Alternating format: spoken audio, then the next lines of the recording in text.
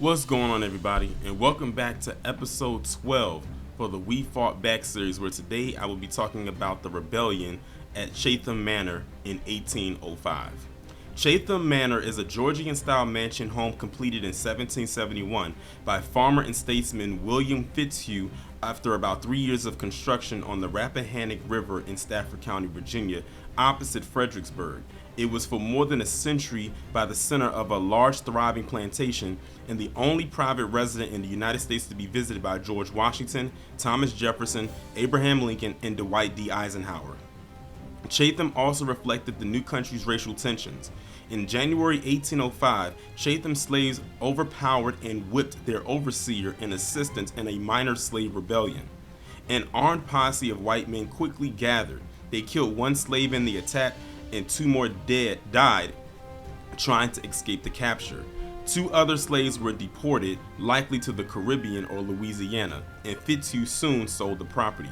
About 5 decades later, in 1857, owner Hannah Jones Coulter, the 77-year-old mother of a disabled daughter named Janet, died and attempted to manumit her 93 slaves after making provisions both for her daughter and the slaves.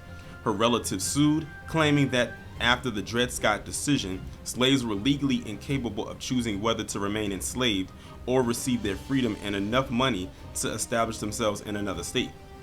While local judges thought the executors should free the slaves per Hannah's intent, a divided Virginia Supreme Court disagreed. Thus, the executors sold Chatham with its slaves to J. Horace Lacey, husband of Hannah's much younger half-sister Betty. However, soon one enslaved person was allowed to travel to raise money to buy freedom for herself and her small family and succeeded.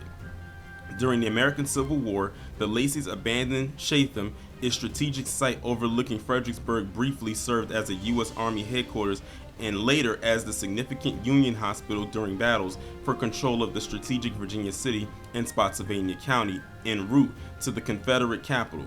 Due to wartime use and disuse, Chatham fell into significant disrepair.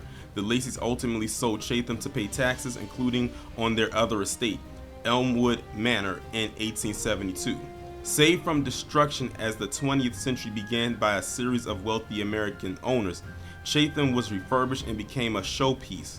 The estate was willed to the National Park Service in 1975 and now serves as the headquarters for the Fredericksburg and Spotsylvania National Military Park.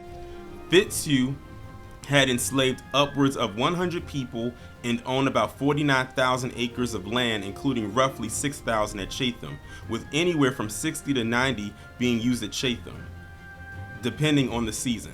Most worked as field hands or house servants, but he also employed skilled tradespeople such as millers, carpenters, and blacksmiths. Little physical evidence remains to show where enslaved people lived. Until recently, most knowledge of enslaved people at Chatham was from written records. In January 1805, several Chatham slaves rebelled after an overseer ordered slaves back to work at what they considered was too soon after the Christmas holidays. The slaves overpowered and whipped their overseer and 4 others who tried to force them back to work. An armed posse put down the rebellion and punished those who were involved. One black man was executed, 2 died while trying to escape, and 2 others were deported, perhaps to a slave colony in the Caribbean or in Louisiana. William Churchill gave Chatham as a wedding present for his widowed daughter, Hannah, and the 3-time widowed judge, John Coulter. Coulter died in 1838, so Chatham passed to his wife, Hannah, who did not remarry, married at the time could not only hold property through their husbands. Hannah Coulter enslaved 51 people in the 1850 census and, as an anti-slavery Methodist, unlike her late husband, tried to free enslaved people through her will upon her death in 1857. Hannah's will provided that her slaves would have the choice of being freed and migrating to a free state like Ohio or to Liberia, with passage paid for, or of remaining as slaves with any other of her Coulter family members they might choose. However, in 1848, Hannah's much younger half-sister Betty had married J. Horace Lacey, a prosperous businessman and enslaver at Elmwood Plantation, further to the south in the wilderness area of Spotsylvania County. Lacey convinced the will's executors to seek court direction. The Stafford Court upheld the manumissions, but the Virginia Court of Appeals, the name at the time of the Virginia Supreme Court, in a 3-2 decision, overturned the 92 conditional manumissions, only upholding Charles's outright manumission. The court denied cultured slaves any chance of freedom by ruling that the 1857 Dred Scott decision by the U.S. Supreme Court had declared that enslaved people were property and not persons with choice. And that's going to conclude this week's episode of the We Fought Back series, the Chatham Manor Rebellion of 1805. If you haven't done so already, please be sure to go ahead and check out the We Fought Back series playlist so you can be caught up on the episodes that you missed, or just recap on the episodes altogether. And be sure to tune in next Wednesday at same time, same place at 11 a.m. Eastern Time, where we will go over episode 13 of the We Fought Back series. Be safe and be one.